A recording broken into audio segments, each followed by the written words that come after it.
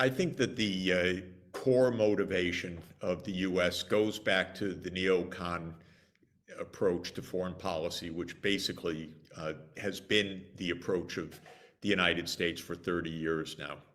At the end of the Soviet Union, the neocons took power. They're still in power. And their view is the U.S. is the unipolar power. It's the sole superpower, and we're going to keep it that way. And under U.S. strategic doctrines right now, there are two threats. Russia is one and China is the other. And it's not an accident that we're in confrontations on two fronts right now. So when it comes to Russia, Zbig Brzezinski pretty much spelled this out in his very interesting book, The Global Chessboard, Grand Chessboard, A Global Chessboard, 1997, where he said that Ukraine is the geographical pivot of Eurasia. It's the key. If the United States is basically in charge, Russia ceases to be even a regional power, basically. It's cut out from the Black Sea and the Eastern Mediterranean. Ukraine's a big prize if you're a neocon. And a neocon is someone who views the world like the game of Risk, that you want to get all your pieces on the board and you want to take all of your opponent's pieces off the board. And Ukraine is really strategic from their point of view. And this has been spelled out by Robert Kagan, for example. They've written about this quite openly. And of course, that family has been part of this for the whole time, because Victoria Nuland is the Undersecretary of State for Political Affairs in the United States right now. She's been through this, through all these administrations. And so I think that this is the core, that we're going to expand NATO. They have the idea that the North Atlantic reaches to Georgia.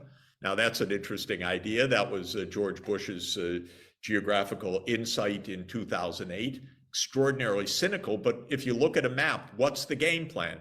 The game plan is control the Black Sea. It is Ukraine, Romania, Bulgaria, Turkey, and Georgia, all surrounding Russia, where their naval fleet is. So that's what Brzezinski was outlining back in 1997. Now, they thought they could kind of slip it in without Russia being able to oppose it, because they kept expanding NATO step by step. First, the three, Hungary, Poland, Czech Republic, by the way, against the promise, the clear, unequivocal promise to Gorbachev that NATO would not expand to the east.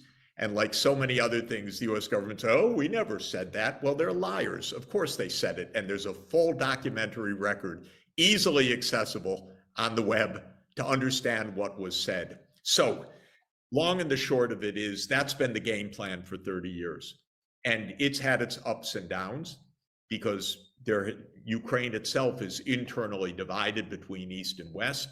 And so the presidents have gone back and forth, pro-Russia, anti-Russia.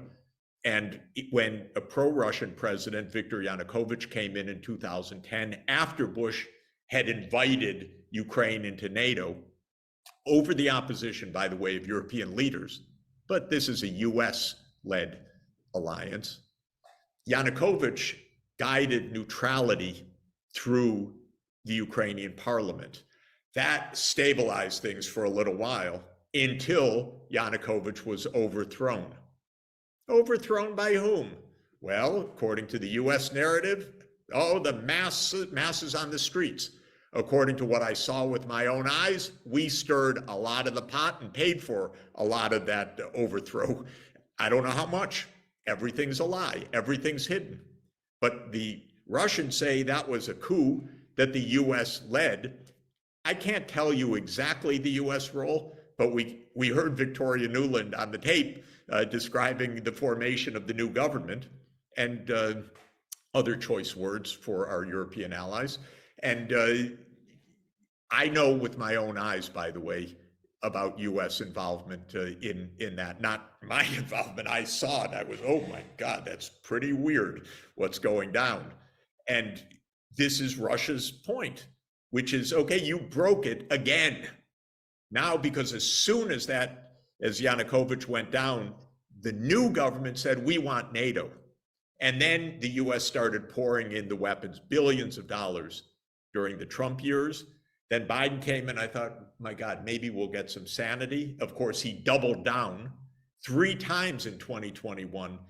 At the highest levels, we said Ukraine will be a member of NATO in the NATO annual meeting, in a State Department strategic document with Ukraine, and in a Defense Department strategic document. So we doubled down. That's when I called the White House at the end of the year, please take the off-ramp. But they don't want to take the off-ramp. Now we're close to Armageddon, we're told. There is an off-ramp. We better take the off-ramp. We better start talking rather than just escalating.